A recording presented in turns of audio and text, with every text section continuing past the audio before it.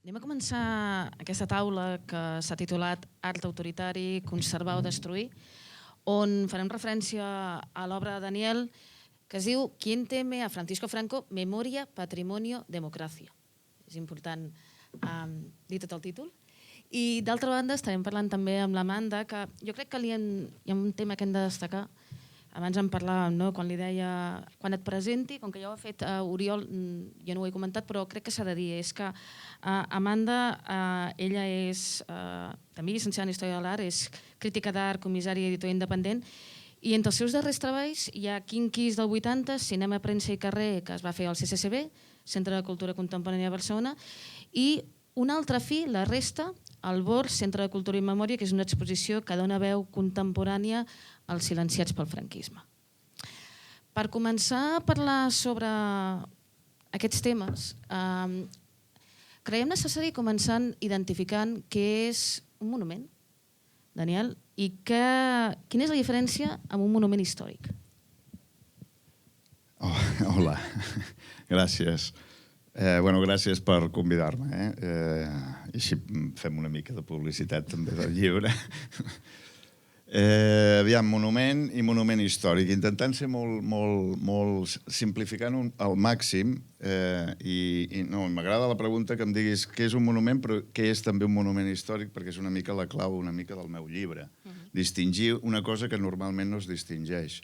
Un monument és un dispositiu de poder fet per mantenir viu un record. Generació rere generació, és a dir, és un dispositiu de futur, té vocació de futur. Mantenir un record, si pot ser, fins a la fi del món. Aquesta és la funció d'un monument i això és un monument. Ara li diem memorial, perquè aquesta cosa és un anglicisme. Monument vol dir exactament el mateix que memorial. Memorial és anglès i monument és llatí, però vol dir el mateix. Clar, té vocació de futur. És a dir, no vol ser mai un monument històric. Monument històric és precisament allò que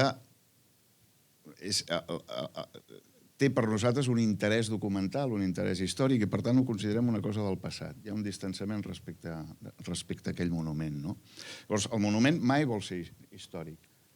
El fem nosaltres històric.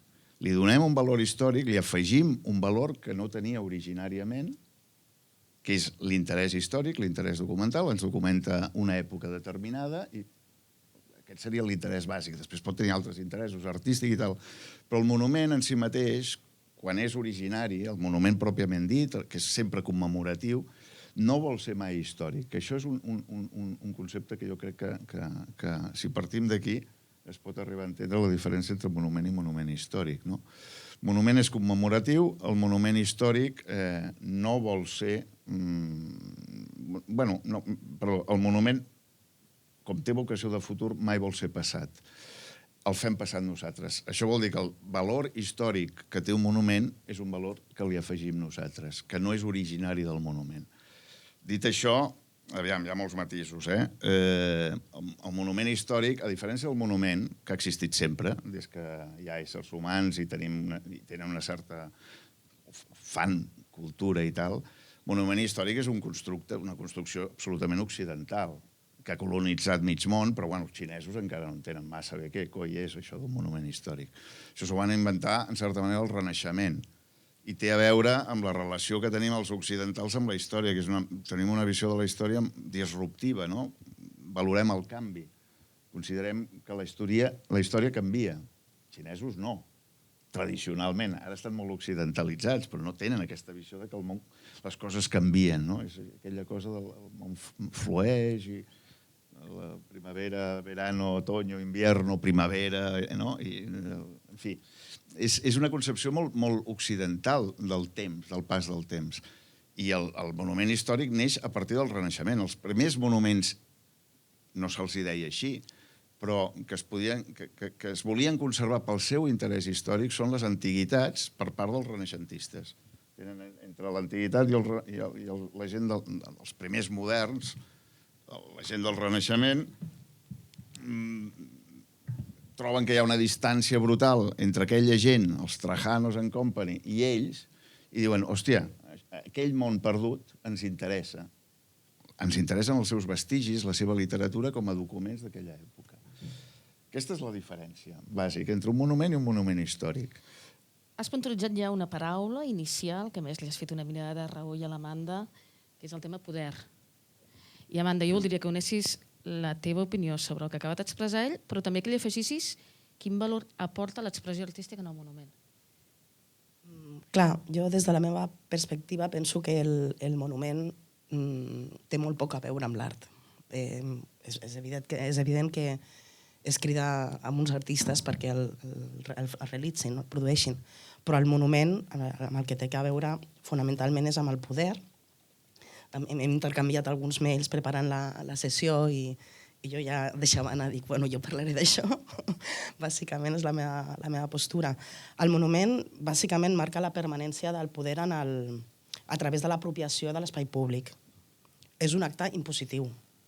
És un acte que se sosté mentre se sosté el poder que l'ha situat allà i forma part de les estratègies del propi poder per exercir el control biopolític. Això podríem fer servir una paraula d'inspiració Foucaultiana, però bàsicament el monument, la gramàtica del monument és aquesta. I és així, tenim monuments, òbviament, en els imperis. L'imperi romà és el gran inventor de monuments i, de fet, bona part de la seva estètica tan kitsch, no? Que jo la considero absolutament kitsch, té a veure com en aquesta repetició d'unes formes que venen clarament de l'imperi romà, de l'imperi, i que són exercicis de reafirmació d'un imperialisme, d'un poder de forma violenta i explícita, perquè a més hi ha aquesta ocupació de l'espai públic. Vulguis o no, allò t'està recordant qui mana. Però aleshores faries la diferència que ha fet ell entre monument i monument històric? Respecte al concepte de poder. M'ha semblat molt encertat el que ha dit el Daniel en relació a que el monument funciona en el present. En el moment en què és possible desactivar aquesta retòrica del poder és quan realment aquest poder trontolla. Val? I tenim molts exemples d'iconoclàstia. Tenim molts exemples de quan un règim cau, es produeix, o un règim, un sistema ideològic cau, els monuments cauen, la gent els fa caure, els intervé, els vandalitza, els trepitja, els destrueix, els crema. Aquí ho sabem molt bé. Hem tingut episodis d'iconoclàstia molt clars, per exemple, la Setmana Tràgica, que es van cremar. El moviment anticlerical es va expressar la ràbia per aquest control exercit des de l'Església Catòlica, amb la crema d'esglésies i trencant imatges religioses i altres coses, no? Però, per exemple, recentment, que s'estem visquent un debat decolonial molt potent a nivell global, han succeït a molts països del món accions de destrucció i de substitució d'aquests imaginaris de figures ben relacionades amb l'esclavisme, ben relacionades amb la colonització. Hem tingut episodis des de...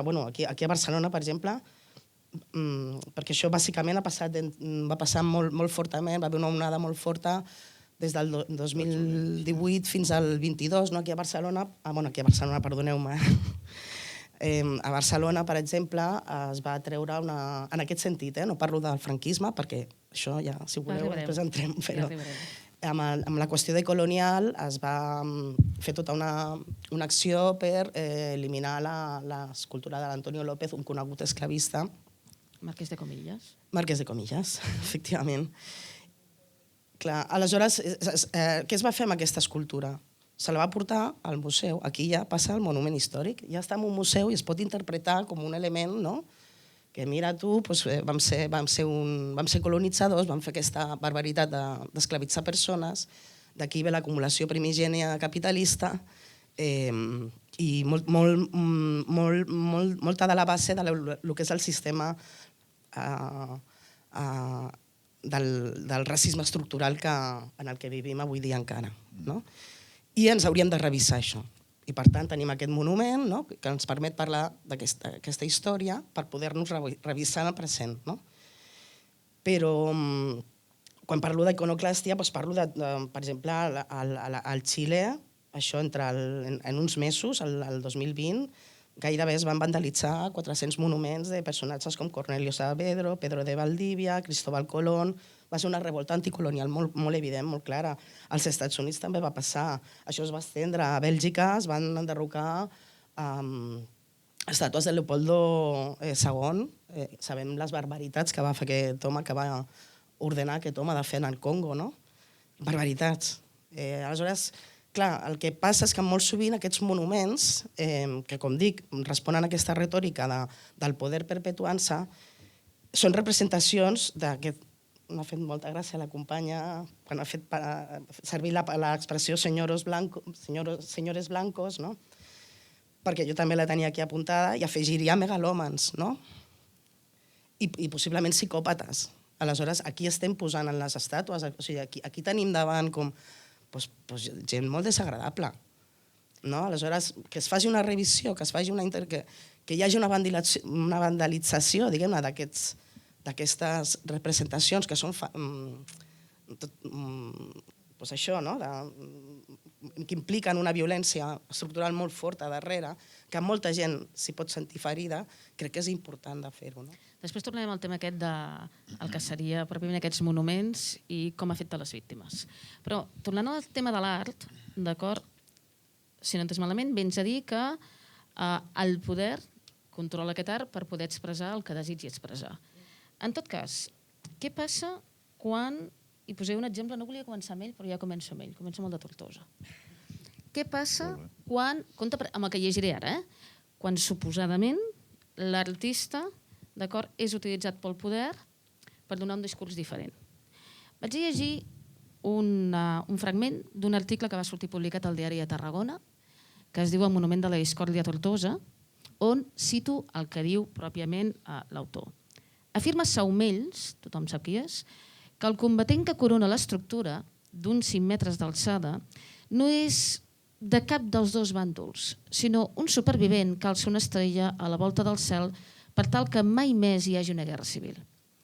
En una entrevista al periòdico l'any 2015, el cap de muntatge de l'obra, Víctor Escarré, assegurava que en els plànols originals no hi havia símbols franquistes explícits i que ell va treballar en la idea que era un monument als caiguts dels dos bàndols. Això no ho diu l'autor del text, ho diu pròpiament, en aquest cas, Saumells, o en aquest cas, Víctor Escarré. Deixant de banda que podríem discutir si els símbols que es van fer originalment són pròpiament feixistes o no. Tothom jo crec que està pensant clarament en l'àguila, està pensant en la creu. El que es referia pròpiament a Víctor Escarré, un dels elements que es referia era el Vítor de Franco, que a dia d'avui, quan veiem el monument franquista, aquest Vítor de Franco que el subjectava l'àguila, a dia d'avui no el subjecta. Aleshores, com és aquesta oposició entre el discurs polític i l'artístic? Si veritablement el discurs artístic hagués estat el que l'autor, d'acord, o l'escultor afirma, que segons ell no hauria fet un monument franquista. Bueno, aviam, l'artista és un mort de gana, primer. No, aviam, és així, s'ha de buscar la vida. I no podem confondre tampoc vull dir, no se l'ha d'atacar sempre, sobretot si està fent no una obra autònoma, independent, amb tota la llibertat del món, sinó que està servint el poder de torn. Llavors, quan està servint el poder de torn, s'ha de sotmetre, sempre. Sempre sotmet. Els monuments mai són democràtics, efectivament, i són l'ostentació del poder, sempre ho han estat. Fins i tot avui en dia, si fas un monument descolonial, descolonitzant qualsevol cosa, com s'ha fet, per exemple, a Richmond, a Virgínia, traient tots els monuments dels confederats i posant allà un monument fet per un negre, meravellós, per cert, que es diu Rumors de Guerra, que és brutal, però també és una imposició dins l'espai públic, no? En fi, és impositiu, és dictatorial, el monument és un estorbo, a més, vull dir, molesta, i l'artista té la responsabilitat que té. Hi ha gent que és meravellosa, però el 90% de la gent diu sí, i s'ajup. i fa el que pot. No, ho dic perquè a vegades et fiques amb l'artista i, hòstia, l'artista, depèn, no? Perdó, però... No. Estic parlant dels anys 50, que la cosa era molt dura. Sí, la cosa era molt dura. Un moment. Després hi ha artistes més condemnables que altres. Aquest no ho sé, Frederic Marès, per exemple, que és un tio que sempre va aspirar i que té un museu a Barcelona i que és honrat i és no sé quantes coses. Collons, és un tio que va treballar per la República, després va treballar per Franco, va refer tots els monuments que es van carregar els anarquistes, els comunistes, tots els republicans, absolutament tots, per la pela, bàsicament, i per tenir poder. Llavors, és una actitud moralment bastant reprovable, no? No sé si anava per aquí la pregunta, Però, efectivament, l'artisticitat del monument no és una cosa rellevant.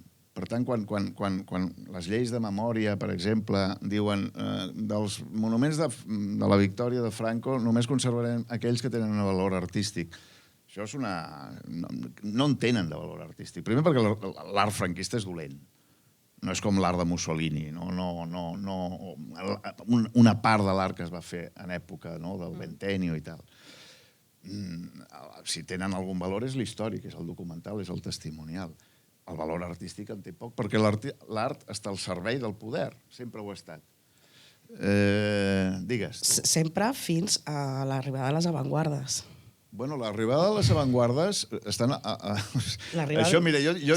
Si vols acabo la frase. Bueno, acaba. Jo crec que l'arribada de les avantguardes sí que va aplanar el camí perquè l'art contemporani avui dia pugui plantejar-se la qüestió del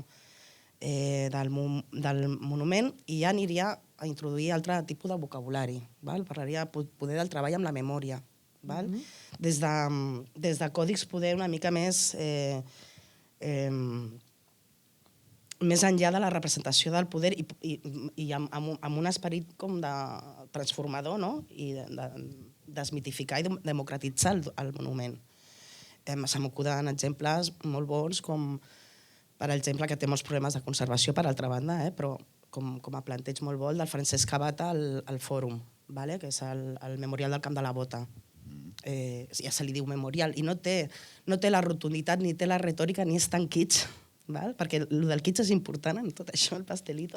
Ja veurem, com que serà de 100 anys, és que això del kitsch canvia. Sí, ja veurem quin kitsch serà. Sí, exacte. És molt relatiu al valor artístic. Sí, però vull dir, és evident que l'art necessita, els artistes necessiten guanyar-se la vida, obvi, però jo crec que hi ha gent que té uns posicionaments polítics i gent que té d'altres, que actuen en conseqüència. Tot és polític, tot art és polític. També ho és el de el col·laboracionista d'un règim franquista, que decideix fer-li els monuments. I està molt clar que és una persona conservadora i franquista. Tot l'art té una dimensió. Hi ha artistes franquistes, també. Sí, però aquests estan molt clars, Sí, clar. Aleshores, bé, jo crec que el que plantejaves en el text d'aquest periodista, que parlava de...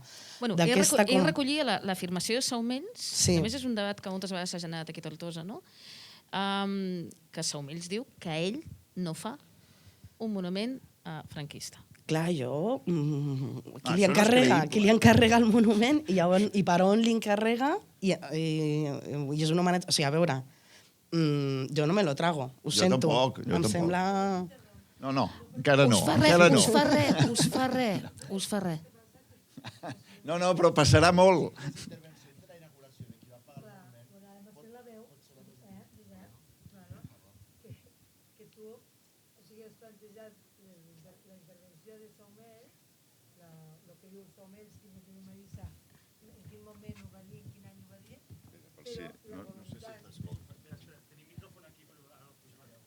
Sí, no, que ja sé qui... Ja ho sé. Hola. És que us heu avançat, que encara no havíem arribat. Això. Sí, demanem que... Deixem-ho per al final, Esther. Volem...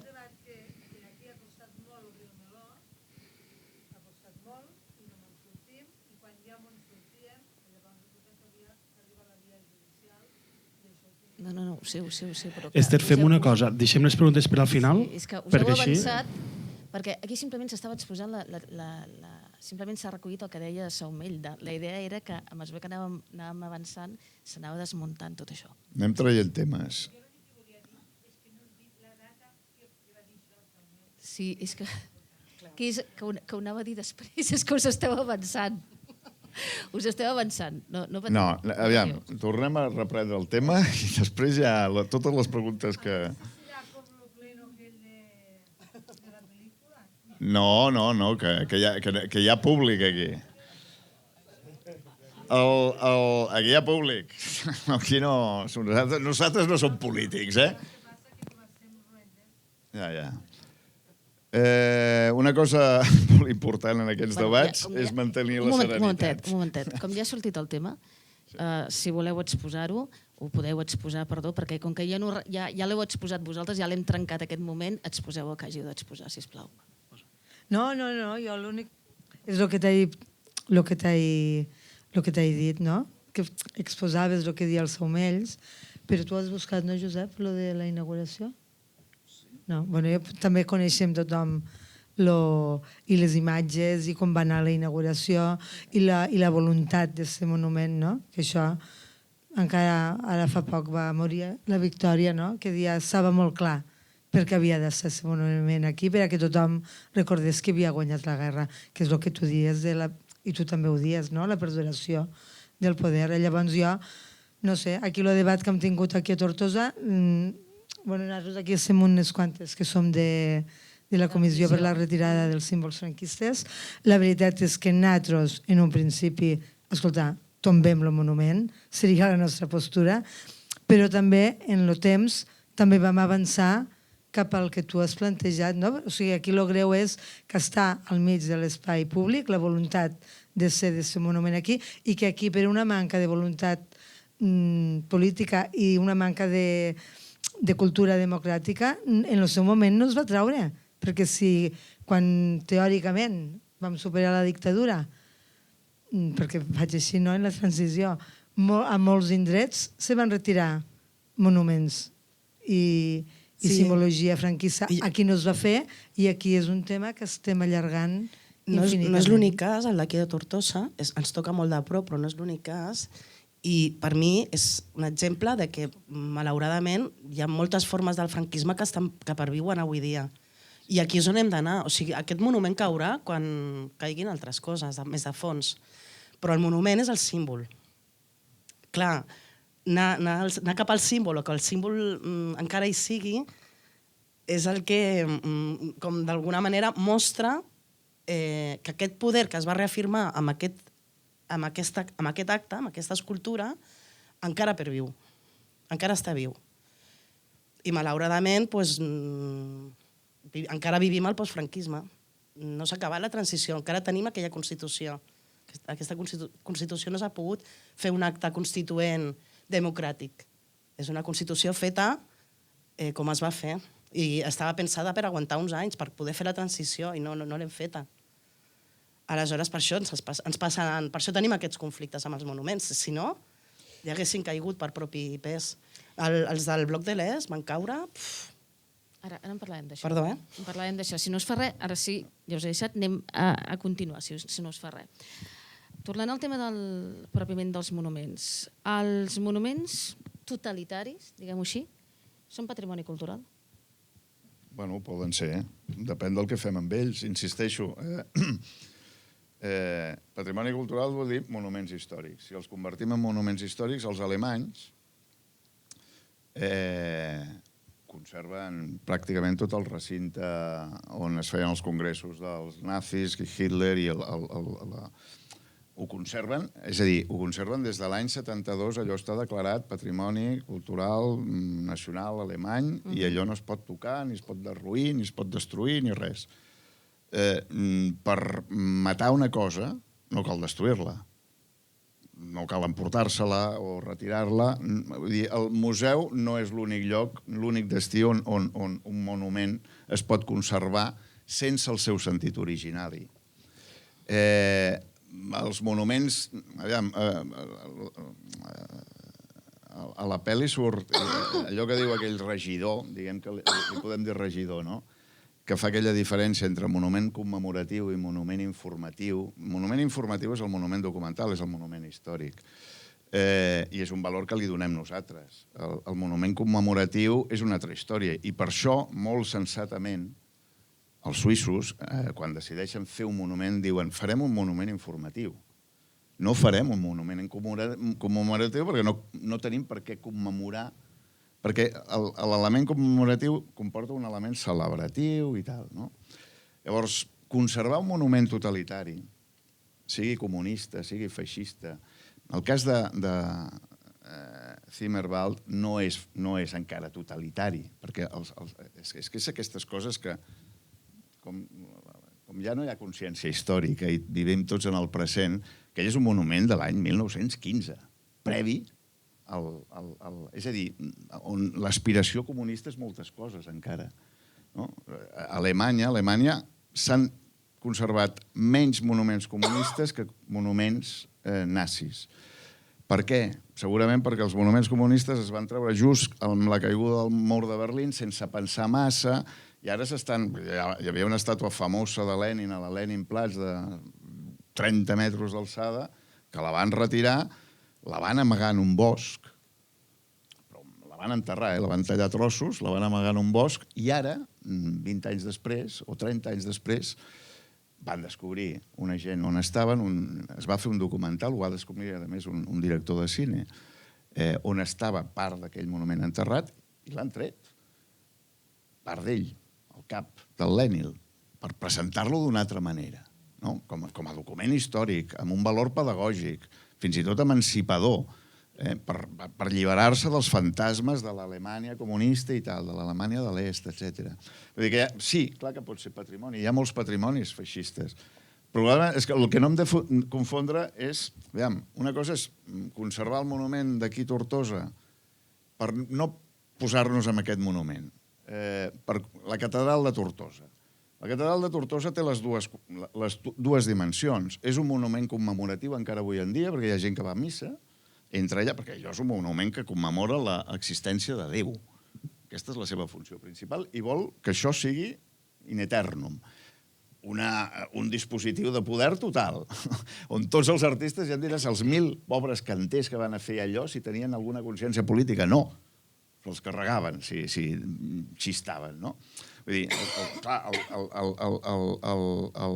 l'art polític ve quan l'art s'allibera de la política i és autònom, com ara passa i com els exemples que tu has citat, o com els artistes que tu has reunit en aquella exposició magnífica del Born. Són gent que pot denunciar. La catedral de Tortosa té aquest aspecte commemoratiu, però també la conservem com un monument històric i no confonem. Els que anem allà a visitar la catedral i que no som catòlics ni ens interessa, som fins i tot agnòstics o el que fos, ateus, anem allà perquè ens interessa històricament, artísticament, etnològicament o per la raó que sigui, és igual. Aquestes dues dimensions no es poden confondre. El que no es pot permetre en un estat democràtic és que el valor religiós, cultural, ritual de la catedral, commemoratiu, confessional, estigui per sobre del cultural, de la història, del purament cultural. No, el govern ha de vetllar perquè allò, lo ritual, sigui una cosa, una reunió privada, un valor privat. Aquest país encara, a la Setmana Santa i tal, ocupa massa l'Església Catòlica a l'espai públic. Per ficar-nos en un altre tipus de poder que està molt més present, a lo millor, que un franquisme clar i tal com... Amanda, què en penses? Sí, bueno, yo contra l'Església, vamos, encantada. Sí, el que passa que l'Església, i sabem que té molt la mà ficada en les estructures també del poder, i sabem per què. Això és una conseqüència també del nacionalcatolicisme però bueno, també pot... que ens van imposar una dictadura durant 40 anys i que aquestes pervivències de les que parlàvem, d'aquest postfranquisme que estem visquent actualment, continua... la Iglésia continua tenint una sèrie de privilegis que no són gaire democràtics, que ens hauríem de revisar en profunditat. I això és el que no passa, i per això encara s'aguanten aquests monuments feixistes. Jo crec que en un país democràtic que ha signat la Carta dels Drets Humans, que hi hagin, i això és el que diu la llei de memòria històrica, que hi hagi monuments que glorifiquen una dictadura genocida i brutal i cruel, que va reprimir absolutament a tothom, adeptes i no adeptes, especialment les dones i especialment les dissidències polítiques i les dissidències de gènere, doncs que això continua estant ocupant l'espai públic, reafirmant aquest gest de poder i de pervivència d'aquest poder. Aleshores, s'han de retirar. Sí, Amanda, però insisteixo en la... S'han de retirar o destruir, perquè també són molt costosos. Jo no sé fins a quin punt els hem de considerar patrimoni. Poder alguna cosa sí, per tenir la possibilitat... Espera, que acabo ja. Matís. Però hi ha d'altres, per exemple, el d'aquí, que és tan enorme, que realment té uns costos de... Jo no sé, igual ens interessa més invertir els nostres recursos públics en formació a les escoles, en història i en memòria històrica, que després parlarem si és un oxímoron o no. El vaig introduir ja, Sí. El vaig introduir ja. Però que igual ens convé més, perquè aquest patrimoni immaterial, que són els nostres coneixements i la nostra memòria, també és patrimoni. Vull dir, quin patrimoni, no? Posats en balança, si hem de continuar guardant segons quins catxarros, no? O que no ens aporten res com a societat, que no ens ajuden a millorar com a societat, o si ho invertim en aquests recursos en quelcom que ens ajudi a... És que no voldria que es confongués. És el que dic, els matisos aquí són molt importants. Dos coses només. Quan conservem, vull dir, es conserva per diverses raons. Com s'han conservat els monuments encara franquistes en aquest país, jo estic totalment d'acord amb tu. Aquí el cas de Tortosa és bastant singular a Catalunya en general, però si te'n vas a Madrid, a Burgos i tal, allò està ple encara de monuments franquistes i molt bèsties. Més bèsties fins i tot que aquest.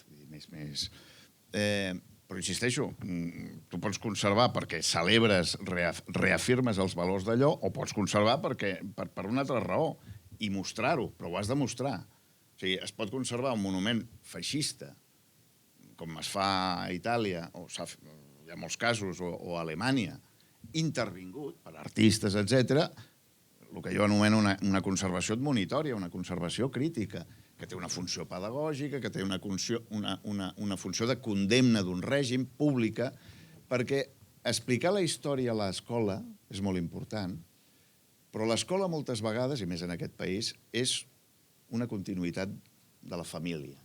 L'escola està molt ideologitzada.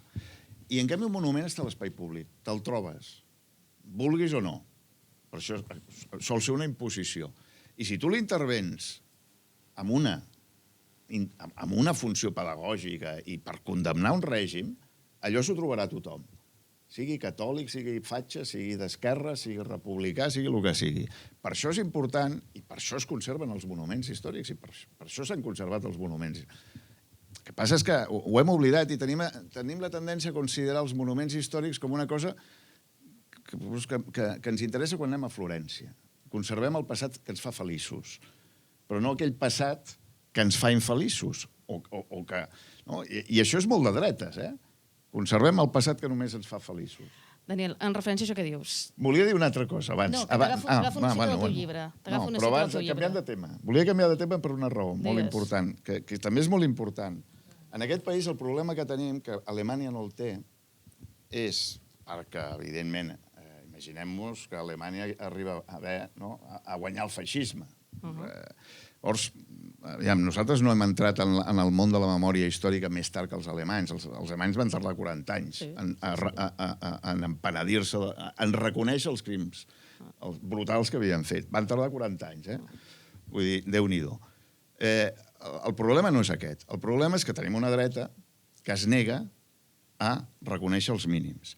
I fins que... O sigui, la dreta aquesta, que ara ultradreta amb Vox i la Concòrdia i totes aquestes merdes, perquè no tenen una altra paraula per definir-les, que s'inventen, que són els únics que encara parlen de la reconciliació i aquestes coses. La reconciliació ja va ser, en part, va ser la transició, va ser la Constitució, una reconciliació que va quedar pendent una cosa molt important, que és com a mínim, la mínima, que és lo dels morts.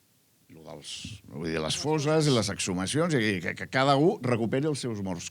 Això és lo mínim. Això la dreta segueix negant-se en aquest país aquest mínim d'injustícia no el reconeix.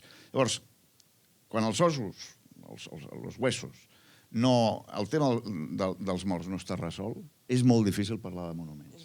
I aquesta és la gran diferència respecte a Alemanya. Aquí no es pot parlar de monuments, és molt difícil parlar de monuments, és molt difícil intervenir els monuments i no ser iconoclasta, si ets d'una determinada... Jo ho soc bastant, però també soc molt civilitzat, o tinc una aspiració a ser molt civilitzat. Perquè el dels morts no està resolt. En referència a un tema que heu tret, heu parlat d'educació o de pedagogia, hem parlat també de democràcia i hem parlat de la comparació amb Alemanya. No? Aquí hi ha un error molt habitual de pensar que Alemanya soluciona el problema ràpidament i, com bé dius, triga 40 anys en solucionar aquest problema amb els problemes que a dia d'avui segueix tenint. Però, en tot cas, hi ha una cosa que sí que us voldria plantejar, és el fet de que, independentment que ara estiguem vivint en una democràcia que la podem discutir més o menys, sí que tenim un problema greu, és que no hi ha una construcció conjunta, d'acord, i acceptada per tota la societat sobre què va suposar la Guerra Civil i què va suposar el franquisme. Dit això, com es pot treballar les interpretacions dels monuments històrics quan tenim aquesta carència tan bàsica? No, fent coses, exposicions com les que fa l'Amanda, obrint debats com aquests, fent mostres on es presenten pel·lícules com la que s'ha presentat aquí. L'Álvarez Junco, que ha sigut encara està viu, però vull dir, ja és un historiador jubilat, important, que té un llibre molt maco, que es diu, molt maco, molt interessant, i on treballa el tema de la memòria d'una manera molt sistemàtica i molt completa. No sé com es diu, com gestionar un pasado sucio o alguna cosa així. Ell diu, és que el problema és que en aquest país necessitaríem que hi hagués un tsunami cultural que no és possible que hi sigui, perquè no tenim un país culturalment a un nivell com el que ha existit a Alemanya, perquè Alemanya està fatal. Jo afegiria un altre concepte, que és el de la resignificació. Això, parlàvem abans de les avantguardes històriques, o sigui, el ready-made és una cosa molt dadaista i que no només s'ha fet servir des de les avantguardes i des de l'art, sinó també des dels activismes i des dels moviments socials, que és resignificar allò que afereix, allò que t'ho llencen com un insult o com un menyspreu, és resignificar-ho per convertir-ho en quelcom del que està orgullosa, no? Tota la onada aquesta iconoclasta decolonial, no tot era destruir. També va haver molt d'exercici de resignificació. Quan parles de resignificació, parles de reparació del trauma? Parlo directament en el que és el moviment, és convertir-lo en quelcom altre. Però per reparar el trauma? Sí, evidentment, clar, sí. Per ajudar, no? Precisament aquest és un tipus de conservació. Sí, o com quan algú fa servir un insult que se li ha llançat tradicionalment, fa servir des d'un orgull, no? Podríem parlar de quan una persona del col·lectiu LGTBIQ s'hi reivindica. Soy una marica, no? Això és un exercici de resignificació, no? I és una possibilitat. A mi se m'acut una cosa d'iconoclàstia molt bèstia que va passar precisament al Born, on vam fer l'exposició amb Nora Encarola d'un altre que era un comissariat, que volia citar-la amb ella també.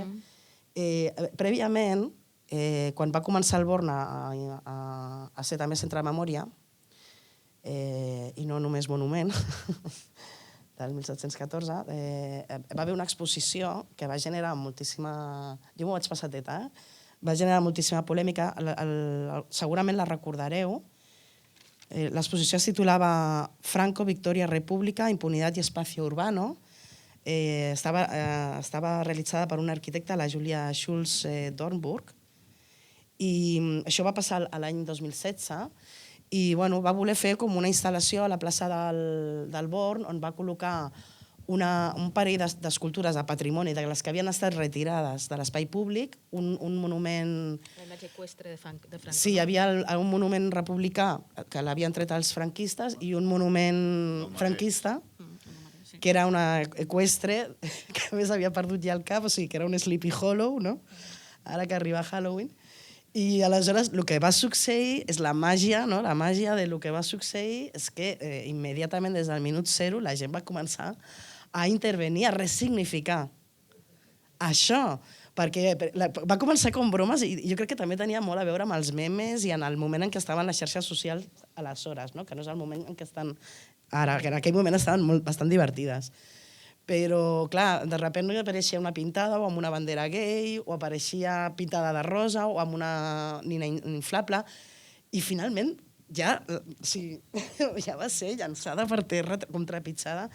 Jo no he vist una història d'escarni públic tan divertida com aquesta en ma vida, no? I això té molt a veure amb la resignificació. És veritat que igual se'n van una mica de les mans, no? Però el fet és que el que estàs dient és l'apropiació del monument per part d'aquella persona que el veu d'acord i que l'interpreta. Sí. Però aquí introduïm un nou concepte. Hi ha hagut, per exemple, intervencions en altres monuments franquistes on s'ha intervingut amb plaques. Sí. Que després es retiren, Sí, que després es treuen. Sí, però vull dir, són exercicis és una possibilitat quan, diguem-ne, ens enfrontem també a uns mamotretos, no? Perquè, per exemple, què fem amb el Valle de los Caídos? Vale, ja arribarem. En tot cas, això que dius de l'apropiació que es fa del monument per part de la persona que el veu, aquí ens introdueix un altre tema, els que traiem aquesta temàtica, que, Daniel, explica'l. Memòria històrica és un oxímoron? Home... Perquè això és una de les discussions que hi ha. Memòria històrica és un oxímoron? La memòria no pot ser històrica, perquè la memòria és portar el present al passat. La memòria i el monument són el mateix. La memòria s'expressa a través de monuments. Per això la memòria, els moviments de memòria, memorialistes, no volen monuments. Monuments contra la seva memòria, que va en contra de la pròpia memòria, no? La memòria que tu vols restaurar. La memòria és una relació de continuïtat amb el passat. És una representació que es fa un grup, un individu, el que sigui, del passat, i que el vol fer present. Llavors, no pot ser històrica, perquè si és una memòria històrica és una memòria morta. Per tant, no pot ser memòria. En aquest sentit, és una contradicció. Per això, de fet, també s'han queixat molt els historiadors per utilitzar malament el concepte històric, no? Perquè la memòria està... Aquí hi ha una mena de lluita, a vegades de combat, no de lluita, però hi ha moltes contradiccions entre la memòria i la història. El gir a la memòria és una cosa que passa des de fa 50 anys, és una cosa nova, és el culte a la memòria. Hi ha hagut un canvi de paradigma molt interessant en els últims 50 anys, arran precisament de l'esforç que han fet els alemanys per recuperar, per revisar el seu passat i reconèixer els crims nazis, que és que ha aparegut aquest culte a la memòria. I què volia jo dir amb això? Hi ha hagut un canvi de paradigma molt interessant, que és que la víctima, és a dir, hem passat d'una societat heroica, que mira el passat d'una manera heroica, que és la societat de finals del segle XIX, dels estats-nació clàssics, i que encara perdura, insisteixo, quasi tota la dreta i sobretot la ultradreta és hipernacionalista i vol recuperar aquest model. Llavors tens a l'Almeida fotent una estàtua de la Legión i de la pitjor Legión, en fi. Però s'ha canviat de paradigma en el sentit que hem passat la societat, hi ha un moviment social que és aquest que genera tot, que està produint tot aquest vandalisme. Jo no li diria mai vandalisme, és iconoclàsia, perquè vandalisme és un concepte pejoratiu, per insultar el vàndal, diguéssim, no? I ara volem sentir les veus dels perdedors. I això és una cosa que no... I ara li rendim culte, volem rendir culte als perdedors de la història, i que tinguin la seva veu, i que parlin en públic, i que facin els seus monuments, etc. Per tant, està mal vist fer monuments herois I està ben vist, i es promou, i els estats ho promouen, fer monuments a aquells que han estat oblidats, als qui s'ha pisotejat, aquesta gent. No? I això és un canvi molt important i molt interessant, i que enllaça amb tot el que dius tu, amb la ressignificació, amb l'apropiació per part de la gent, de la ciutadania, no? D'un paisatge que és un paisatge de poder, que és un paisatge nacionalista, que és un paisatge que hem heretat del segle XIX, perquè les ciutats estan totes refetes al segle XIX, totes estan fetes per això, allò del Claudio López. Bueno, qui retira el Claudio López de Barcelona? Doncs l'Ada Colau. És a dir, quan estan els comuns, quan hi ha un moviment d'esquerres dins de l'Ajuntament que diu, bueno, la imatge que tenim d'aquesta ciutat és la imatge burgesa dels indianos que van fer diners allà, és una imatge capitalista d'una ciutat. No és negar la història, perquè la història no es pot negar, però sí que és un gest de dir, bueno, anem a fer ciutat nosaltres també, des d'una altra perspectiva, no? D'aquells que no l'hem pogut fer o que no ens han deixat fer-la. Llavors, a mi, una cosa que jo soc bastant defensor del patrimoni cultural, jo em moc en el món del patrimoni cultural, però la cultura del patrimoni cultural és molt arcaica, és molt arcaica. És una cultura que té 200 anys com a mínim, tot i que deia que comença el Renaixement, realment es consolida al segle XIX, a principis del segle XIX, amb la Revolució Francesa. És una cultura que com té 200 i pico d'anys, té postulats que estan molt antiquats, que estan molt... I llavors, per què no conservar, jo sempre ho dic, per què no conservem alguns monuments amb els seus grafiti, que alguns a vegades són superingeniosos i li treuen tota l'autoritat que li pugui quedar un monument, no? Recordo el Franco aquell de Salamanca, que al final el van treure, que hi havia allà a la plaça Major de Salamanca, que és el primer retrat escultòric que es va fer Franco. Doncs allò, un matí va aparèixer amb la bandera republicana pintat, no? Per què no conservar-ho així? Hauria sigut haguessis creat una discòrdia, magnífic, perquè la democràcia està per això, també. O sigui, que un lloc de memòria ha de ser un lloc de reflexió, no? Diem per constantment, però també de conflicte, no? I els monuments està bé, tot això que està passant amb els monuments és molt interessant, perquè ens reforça la democràcia. Jo voldria afegir un matís, perquè la pregunta era si era un oxímoron memòria històrica. Sí, jo crec que hi ha memòria sense història i història sense memòria. A mi m'ha agradat molt com es parlava d'això, d'aquesta diferència dels relats que s'imposen des del poder i els relats de la gent de baix, perquè crec que va una mica per aquí. I m'ha agradat en el vostre documental quan insistiu en aquesta idea de no, és que aquí en un poble no hi ha història, no? Això és molt bo. A mi m'ha posat la pell de gallina. Perquè, clar, aquí també el que ens ha passat aquí, coses que han passat en d'altres països, però el nostre és el nostre i a més ha tingut la durada que ha tingut i té les pervivències que té i és el que ens afecta, no? Que hi ha hagut molt de silenci, que hi ha hagut generacions que no han pogut parlar de coses molt greus que han passat a les famílies i la memòria té a veure amb això, té a veure amb aquesta oralitat, amb aquest relat personal de les famílies, de l'íntim, d'aquesta ferida íntima. I la història, en majúscules, la història es fa a les universitats. Afortunadament hi ha moviments de història crítica que estan abordant l'exercici històric des d'altres perspectives, decolonials, feministes, etc., que eren, diguem-ne, plantejaments que estaven totalment exclosos del relat històric hegemònic de l'acadèmia. I la memòria té a veure amb això altre més personal i més de les...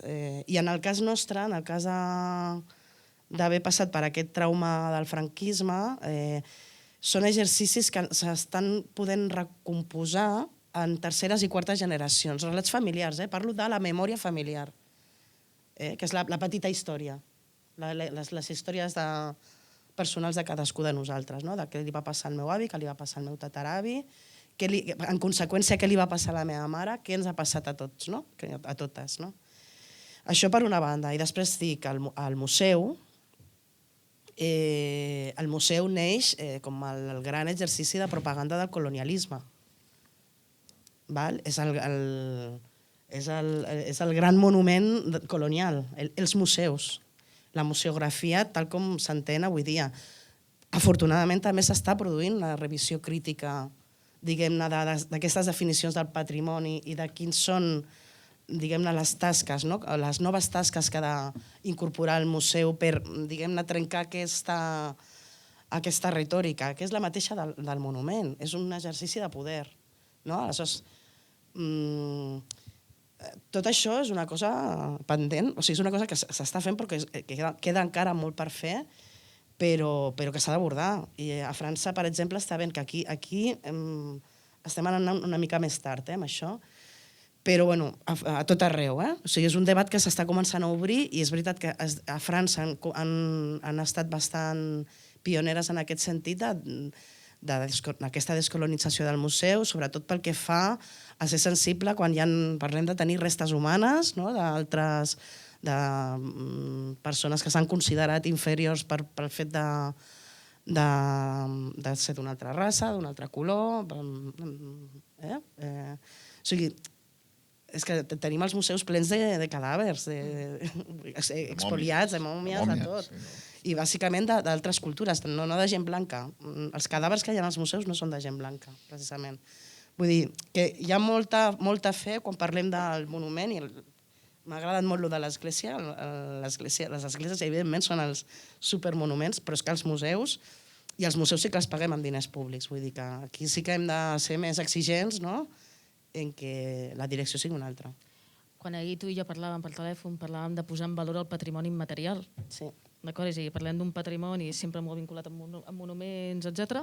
Però posem molt poc en valor, si bé és veritat que ara la UNESCO ho està fent ja des de fa molts anys, el tema del patrimoni immaterial. Fent una comparació, parlant de monument i parlant de memòria, o millor dit, parlant d'història i parlant de memòria. Si la memòria, en veritat, que és el que ha fet la memòria històrica, ha estat posar en valor en aquestes últimes dècades tots aquells col·lectius, perquè això és el que fa la memòria històrica, que no s'havien posat en valor. Estem parlant des del mateix col·lectiu de les dones, des del mateix col·lectiu dels represaliats, d'acord? I que aquests col·lectius estan fent els seus propis monuments, d'acord? Què succeeix quan aquests monuments no s'interpreten com s'haurien d'interpretar? És a dir, quan hi ha una mala interpretació d'aquests monuments de memòria. Posaré un exemple. Vale. Vaig a llegir-lo. Hi ha una obra que s'ha publicat fa uns quants anys, que és una novel·la, en veritat, que es diu El monstruo de la memoria, de Yishai Sarit, no sé si algú coneix aquest llibre. És un llibre que tracta d'un guia, en aquest cas és un guia israelià, que treballa a Polònia i que porta a joves israelians a visitar els diferents espais de l'Holocaust, entre els quals camp de concentració d'Auschwitz. Que sapigueu que a Auschwitz és obligatori que tots els israelians vagin a visitar-lo, tots els estudiants, de la mateixa manera que, per exemple, els noruecs també és obligatori que el visitin, i els polonesos. Hi ha un moment de l'obra que diu això. Han fet la visita amb els nois i genera un debat. Al final diu: por la noche comentamos el día con los chicos. Al día siguiente tomarían el vuelo de regreso a Israel. ¿Qué conclusión habéis sacado de este viaje? Un muchacho se pone en pie en un extremo de la sala. Abro los ojos por respeto a él y veo una figura alta, con gafas, un tipo atlético. Por algún motivo supe que iba a decir algo importante. Y el noi diu: creo que para sobrevivir también tenemos que ser un poco nazis. Los profesores se hicieron los sorprendidos a la espera de mi reacción, deseosos de que hiciera el trabajo sucio por ellos, que me ocupara del monstruo que ellos mismos, en compañía de los padres, habían alimentado. El chico parecía un muchacho completamente corriente, de buena familia, con una madre cariñosa y un padre efectivo. ¿A qué te refieres?, le pregunto. A que tienes que estar dispuesto a matar sin piedad, dice. Si somos demasiado flojos, no tendremos posibilidad de salir adelante. Se trata de una guerra por la supervivencia. Es o ellos o nosotros. Y no vamos a permitir que algo así nos pueda volver a pasar. Y él le demana, ¿y por qué precisamente como nazis? ¿Por qué no como norteamericanos, rusos o ingleses, si al fin y al cabo fueron los que ganaron la guerra? El muchacho se quedó pensativo y respondió, porque ellos llegaron hasta el final. El camp de concentració d'Auschwitz és un camp que no va fer això. És a dir, vol conscienciar d'un mai més, que això no es pot tornar a repetir. Què passa quan aquell monument, aquell memorial, es ressignifica d'una manera completament contrària? Que això passa no només a Auschwitz, passa a molts llocs. És un perill, aquí ho sabem, o sigui, s'ha mantingut el Valle de los Caídos, és patrimoni, patapim, patapam, i allà anaven cada 2 per 3 els fatxes amb les banderes predemocràtiques, no? A fer exaltació i a fer el seu aquelarre, no? I lamentablement és així. Jo per això crec que... No seria el mateix cas perquè Auschwitz, d'acord, sí que és veritat que a dia d'avui tenen negacionistes que els hi van, que ells ho diuen, que els expulsen, d'acord, però tothom té molt clar què és Auschwitz. El Valle de los Caídos, és el que deia abans, no tenim una construcció en què tothom digui el Valle de los Caídos és un monument feixista. De la mateixa manera, i ho lligo, que... Perquè ara li han tret la mòmia de Franco. S'ha ressignificat. Sí, però dins el monument, dins el que és pròpiament el Valle de los Caídos, encara tens tota una sèrie d'elements. És un tema. Realment, és una de la... La novel·la aquesta és boníssima. És un exemple claríssim dels perills de la memòria. O sigui, la memòria té un perill. Es pot caure en un perill i cau sovint. I aquest és el problema que pot tenir la memòria, el memorialisme, que és acabar sent una religió civil, que llavors deixa de ser plural, democràtica... O sigui, ja he dit que la memòria mai és plural perquè la memòria és la memòria de nosaltres, dels represaliats, dels republicans, de qui sigui, dels anarquistes, de les dones, del que sigui. No serà mai democràtica, però pot no caure en aquesta cosa confessional, religiosa, que és en el que ha caigut la memòria al final, tot i que sempre es diu la memòria alemanya, l'exercici de memòria que han fet els alemanys, que ells diuen una paraula endiablada que no diré, perquè a més la pronunciaria malament, és un exercici exemplar, sempre es diu, perquè han reconegut, han treballat, fan exercicis de tota mena, han fet monuments històrics, museus, de tot. Però ara mateix està en un estadi, això ho estan dient gent molt important, com l'Enzo Traverso, en l'últim llibret que ha escrit sobre Gaza i el que està passant a Gaza. Gaza ante la història, es diu. Està ensimismada, està aïllada de si mateixa, i és un culte no... És quasi la memòria de l'Holocaust avui en dia a Alemanya, oficialment, hi ha de tot. Hi ha molts alemanys que estan en contra d'això i que es queixen, però comencen a no deixar-los que es queixin. És una memòria... És una defensa a ultrança del sionisme de l'estat d'Israel i de l'estat d'Israel i és una defensa i per tant és una lluita contra els antisionistes, com si l'antisionisme fos una forma d'antijudaïsme. És una confusió molt perversa, molt perversa. I per això estan fent coses tan horribles com prohibir a la gent que es manifesti en contra del que està fent l'exèrcit israelí, perquè això està passant a Alemanya. O que projectin allà a la porta de Brandenburgo l'estrella de David.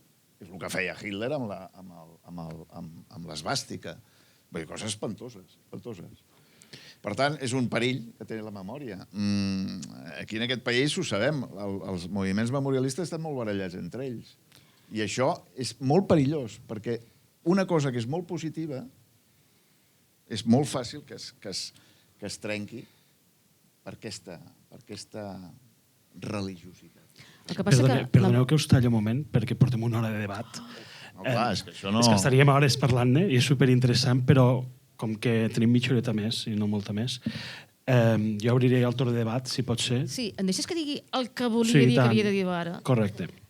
És que si no em quedaré sempre Jo el que volia dir és fins a quin punt la memòria ens convé o no ens convé, i en un d'aquests exercicis memorialístics jo el que anava a afegir és el problema que tenim amb aquells tortosins que han acabat interpretant que el monument, malgrat el va col·locar, qui el va col·locar, per què el va col·locar, t'acabin dient que és un monument a la memòria de tots els bàndols. I això és el que abans no m'heu deixat acabar, que volia acabar ara. Però això volia anar, que un dels problemes de la memòria el tenim també amb el monument de Tortosa. I que és una manera, jo critico molt això, que és una manera que ha tingut molt torpe l'estat espanyol de seguir amb la història aquesta de la reconciliació i rededicar els monuments, que n'hi ha a patades, allà a Valls, allà a Montjuïc, monuments als caiguts, els sublevats, els nacionalistes, els nacionals, reconvertits en monuments a tots els espanyols. Això és mantenir el valor commemoratiu del monument. Li canvies una mica el significat, però no. I el que s'ha de fer és matar el monument. Sí, però la pregunta és, què passa amb totes aquelles persones que veuen un monument? El cas de Tortosa... se l'han cregut. No, però què passa? Anem a parlar de les víctimes. Què passa amb la víctima? Tu veus aquell monument és una ofensa per a aquella víctima. Sí, clar, sí. Com ho hem de treballar, això? Perdó? Si us sembla, com que anem justos i veig que hi ha gent que té ganes de dir coses, sí que us demanaria que fósseu el més precisos possibles, que no m'ho anéssim per les rames. Te dono el micro i qui vol parlar? Un apunt al que acabes de dir. O sigui, la manera de que la gent que el defensa diu que és de tots. Qui ho diu és la gent que el defensa, que és de tots. No, em sembla que ha quedat clar que és el que estava dient, no? No, però és que tu dius, què passa amb aquesta gent que diu que... No, la pregunta la llançava, però que ja sé la resposta. O sigui, jo el que et dia era això. Sí. Bueno, la gent que defensa el monument, la frase que diu sempre és que és una memòria, és un monument a la memòria de tots els bàndols. És que va ser Franco que el va polititzar, i aquí també volia arribar, i Agustí Saumell no volia fer un monument feixista. Bueno, vale. D'acord? Això és el que abans, per això dic, espereu al final que ho acabem de dir. Vaig passant. Josep, tu volies parlar? Sí, a mi m'ha semblat molt interessant una qüestió, no?, de si el monument franquista era el símptoma o era el símbol, no? I segurament és molt cert, no? Segurament per a erradicar el feixisme necessitàvem moltes coses a nivell legislatiu, a nivell d'enderrocar determinats poders econòmics, comunicatius, culturals, socials, i no ens n'hem sortit. I, evidentment, també la part està d'ocupació de l'espai públic que han seguit fent i que tampoc no m'han sortit, no? És com que hi ha hagut una batalla, potser també quasi més aviat cultural, i l'estem perdent, ho estem veient a nivell ja no només electoral, sinó a nivell dels discursos que proliferen, cada vegada més xenòfobs, cada vegada més de això per collons s'arreglaria, no? No comprendre la complexitat i anar a solucions simples i no sé, jo farà poc me vaig llegir un llibre que em va esgarrifar bastant, de la Clara Zetkin, de com combatre el feixisme i vèncer, ha escrit el 1920, i en un altre llenguatge, en una altra situació, hi havia massa paral·lelismes, no? I arreu d'Europa. I això em preocupa, no?, de com fem front a aquest feixisme i a tots els nivells, no? I també, evidentment, a l'espai simbòlic, perquè sí que tinc la sensació que allí a Tortosa, no, això és Roquetes, a Roquetes no tenim monuments franquistes, és al poble del costat, no passa res. Tortosa té aquesta qüestió també una mica de no han superat massa que mos haguéssim independitzat i encara fan aquí Tortosa i no. Això ja ho vam arreglar fa uns anys. Això, no? Com a Tortosa ha acabat formant part d'esta normalitat política, i la normalitat política és acceptar el monument perquè és acceptar aquestes grans famílies que han tingut molt de poder, és acceptar este caciquisme del bisbat de Tortosa, és acceptar tantes coses, no? I com de difícil ha estat, perquè ha estat molt difícil construir un discurs crític a això, i la gent que deia jo no em posiciono, dius, collons, no sé quina entrevista va sortir fa poc, que és tan polític posicionar-te com no posicionar-te, no? Perquè no posicionant-te estàs apuntalant el poder, i en canvi posicionant-te és un acte molt més valent perquè estàs en contra, has de fer un esforç molt més gran, no? I aquí hem vist molt com aquestes estructures de poder estaven i com massa gent, fins i tot des de sectors culturals, parlant ara no voldria frivolitzar tampoc, no? De l'art i de la cultura i no sé què, hem de mantenir-ho tot tal com està. No dic que en cap cas que sigui la situació, però ens hem trobat i fins i tot discursos progressistes de no, perquè mira, les víctimes del feixisme, quan veuen això, se senten interpel·lades. Cosa que a Alemanya, entenc que les víctimes del nazisme consideren que està bé la política que s'ha fet i tot i que totalment d'acord amb tu en què s'han acabat trastocant, tant les víctimes en l'estat d'Israel i els botxins en el cas d'Alemanya i la persecució a la solidaritat amb Palestina, no? Vull dir, bueno, no sé, una mica... No, realment. Jo voldria... vale, sí. No, és que la política de memòria que hi ha hagut tots aquests anys abans que entrés en escena el Zapatero i una contrapolítica d'això ha sigut no fer res, deixar les coses com estan, i això s'ho ha cregut molta part del món de la cultura, que és el pitjor, perquè haurien de ser els més crítics, en certa manera, també, perquè... I això és el que jo no vull, precisament. Jo quan parlo d'una conservació admonitòria, és una intervenció més radical moltes vegades que treure una cosa, perquè quan tu treus una cosa, la fas desaparèixer del carrer, la fas desaparèixer per sempre. És a dir, la generació immediata, què és la immediata? El veí del costat, els de Roquetes, ni s'han enterat i allò ja ha desaparegut.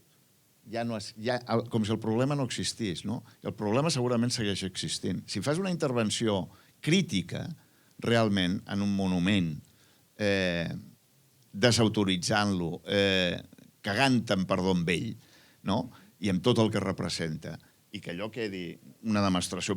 Per això dic que és tan important. No és només el que ensenyem a les escoles i tal. Allò queda allà. Una cosa maca de la pel·lícula és els nens. Sempre pensem en nosaltres i mai en les generacions futures. Precisament una política de memòria, sobretot, ha de pensar en el que deixem a les generacions futures, no tant el que pensem nosaltres, que ja, diguéssim, ja ho sabem. No, jo és que no... Bueno, anaves a parlar tu. Sí que m'agradaria dir una cosa, però és que estic d'acord amb el que heu dit. És un altre tema. Perquè crec que si no se'ns quedara fora i em faria molta... Se'ns han quedat moltes coses fora. Se'ns han quedat moltes coses, no? Perquè hi havia una pregunta que em feies, no? Que podia portar l'art en relació al treball amb la memòria... Sí, perquè una de les... Sí. Mira exactament com havíem arribat a aquesta qüestió, però... Sí, és a dir, l'art com a constructe social polític per la dignificació de les víctimes. Sí. I quina impossibilitat li presentava l'art quan, posant l'exemple que havia comentat, que havíem parlat del memorial que hi ha a Berlín, ho exposo perquè si no la gent no ho entendrà. A Berlín hi ha un memorial als jueus que va generar moltíssima controvèrsia, el memorial dels Cubs, d'acord? Entre altres coses perquè la comunitat jueva va dir que allò no hi havia qui ho entengués, allò no representava res, que a més s'ha acabat utilitzant per altres finalitats. Hi ha gent que puja allà, va amb monopatint i tal, amb tota l'ofensa que això suposa, d'acord? I una mica dèiem això, l'art pot arribar fins on pot arribar, és a dir, arriba tot, i l'art com ho treballa, no? Com aquest constructe social polític que pot fer per dignificar les víctimes. És que el problema és el monument. Hi ha altres dinàmiques en l'art que a mi m'interessa. Nosaltres, per exemple, amb Nora, a la tria que vam fer d'artistes en l'exposició Una altra fila resta, art i antifranquisme, clar, què vol dir la resta? Aquesta paraula que fèiem servir. Aquí el que volíem era fugir del monument rotund, anar a una altra direcció. O sigui, amb els monuments, o sigui, no ens en sortirem. O sigui, no cal posar un memorial, que serà un altre monument, que serà mantenir la mateixa retòrica confrontatòria, no? A mi, per exemple, hi ha un treball que m'encanta dels que vam triar, que és el d'una artista valenciana, Maria Ampar Gomar, que ha treballat amb les famílies i amb les associacions de víctimes de les fosses de Paterna, que per fi van ser excavades recentment. I que el Paco Roca ha fet l'excel·lent llibre, Sí. el còmic, Premi Nacional. Sí. S'està fent molta cosa arrel d'això. I la Maria va fer un projecte molt bonic a partir dels objectes petits, un botó, un petit llapis, objectes molt petits, però que és que m'emociono molt, es posen bastant els pèls de punta. Són petits objectes que han permès a les famílies, com que no és tan car i és tan impossible accedir a les proves d'ADN, que és la segona dificultat que es troben les persones que recuperen, que aconsegueixen obrir fosses, han pogut identificar els seus familiars a través d'aquests detalls, d'aquests petits objectes. I aleshores la Maria va generar tot un projecte, un documental, molt en la línia també del que hem pogut veure avui, que sí que ha obert una dinàmica de diàleg i d'acompanyament mutu i de suport mutu entre aquestes persones i la seva comunitat immediata. Que igual en aquestes comunitats immediates no tothom ha recuperat un cos, ha hagut de fer tota aquesta feina durant 3 generacions d'aconseguir recuperar un cos. I aquí, trobar aquests espais a partir d'una cosa tan petita com un botó o un llapis col·locat aquí sobre una taula, poder ser empàtic, poder parlar de com ens sentim en relació amb aquests fets. Crec que són dinàmiques com a projecte artístic, però podria ser un projecte extraartístic, però en aquest cas ha estat un artista que ho ha realitzat i que realment sí que són efectius, perquè vam tenir ocasió que vinguessin algunes d'aquestes familiars en tot aquest procés llarg d'estar participant en el projecte artístic, que aquests tresors que les famílies guarden als armaris de casa seva s'hagin mostrat al Centre de Cultura i Memòria Històrica de Barcelona, lluny de Paterna, i que la gent s'hi hagi empatitzat. O sigui, vam fer també una sessió, una taula rodona amb elles, que van poder explicar les seves històries. Aquests són els espais que curen. Aquests són els espais de cures. I a més, és que jo abans deia el perill de la memòria de caure en religió. Hi ha un altre perill que és la indústria, que s'assembla molt. La indústria de la memòria, que és la memòria kitsch. Tu deies kitsch, el Cercas li diu així, la memòria kitsch, que són aquests monuments, fins i tot, que es fan amb molt bona intenció, perquè són clàssics i tal. Ja a Berlín no només hi ha aquesta cosa, hi ha milers de coses. I hi ha un llibre molt maco, que ara no recordo com es diu, ni l'autora ni res, però que ella fa servir un concepte molt interessant. Es va passejant pel Berlín d'aquestes memòries fetes per artistes més petites, més de barris, molt més originals, molt més creatives, que deixen petjada o no, a vegades deixen petjada a la ciutat, a vegades no, són performatives i per tant passen, i diu, bueno, contraposa a la memòria oficial, la memòria intersticial, li diu. Estan en els intersticis de la ciutat i tal. Hi ha una quantitat d'artistes morts de gana, de veritat, que podien realment remoure aquest monument que hi ha aquí en el veïnat d'aquí al costat i donar-li una volta sense necessitat de carregar-se'l, diguéssim, literalment. Fora, no? Fora. Comento una cosa, Oriol, i si vols passem si hi ha una pregunta més. Sí, perquè ja estan farts, evidentment. Jo et vull treure un tema. Abans, quan em deies que potser estic una mica farta de tanta confrontació, no? Deies i apuntaves aquest exercici tan bonic que s'ha fet a Paterna i tu comentaves el cas de Berlín. Però sí que és veritat que s'han fet també, clar, si el monument el mantens igual, aquell monument històric, que no deixa de ser polític, perquè al final és commemoratiu, ens agradi o no, però no deixa de ser commemoratiu.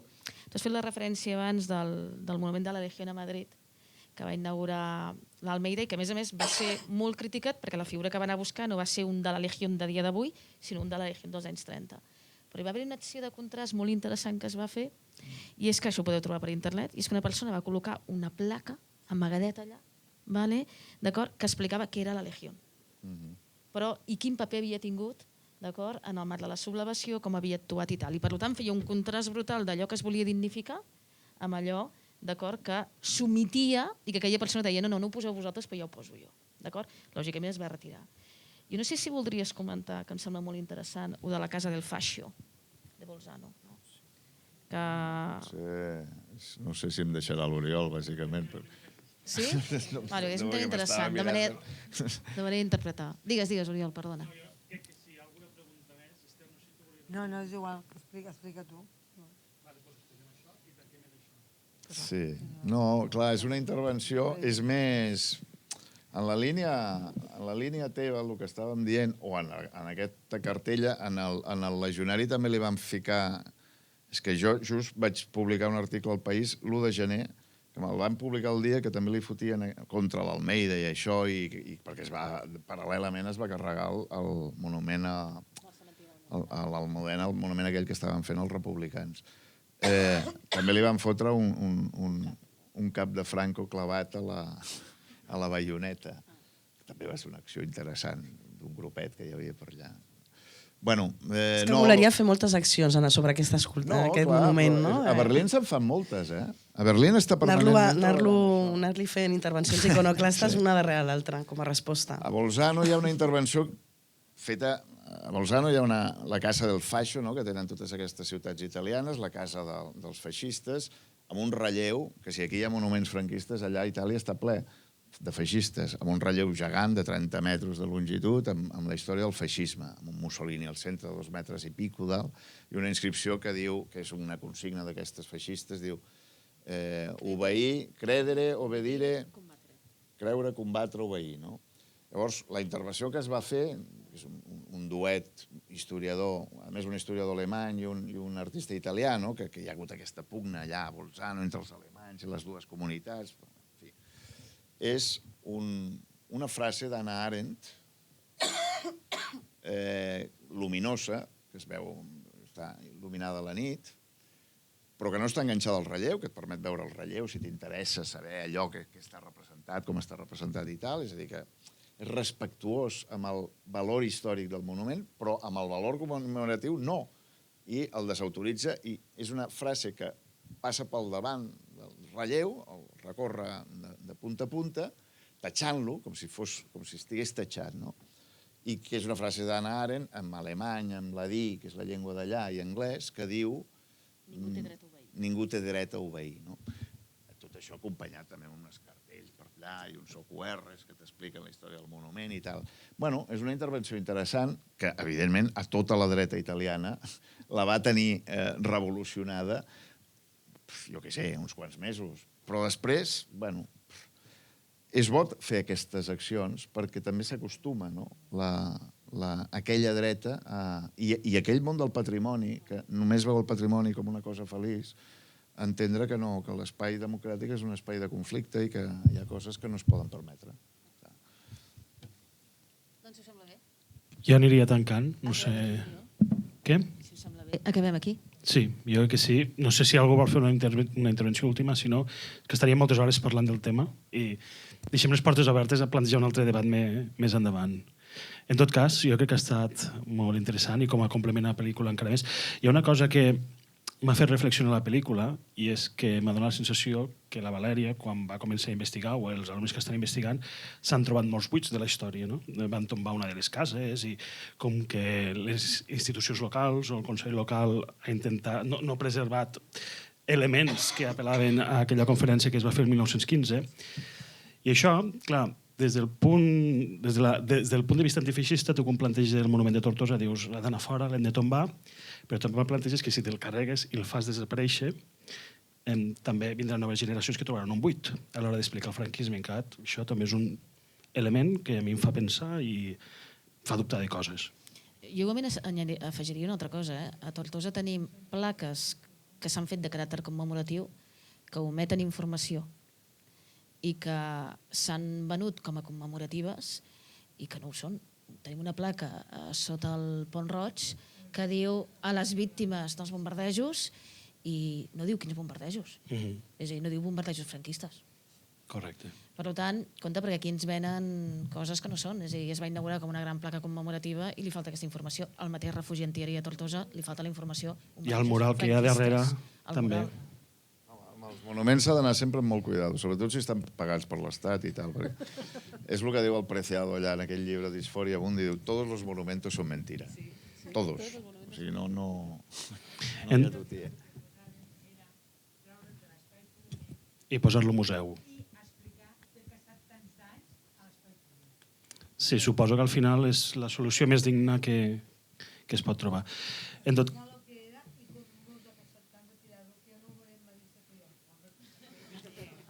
Ja ho veurem. En tot cas, jo crec que ha estat un debat interessant, s'han tocat temes que donarien per a obrir molts fils i molts debats posteriors. Gràcies a la Maite, al Dani i a l'Amanda. Ha estat molt interessant, gràcies per vindre. I gràcies a vosaltres, al públic, també, per escoltar i per a fer les intervencions que heu fet.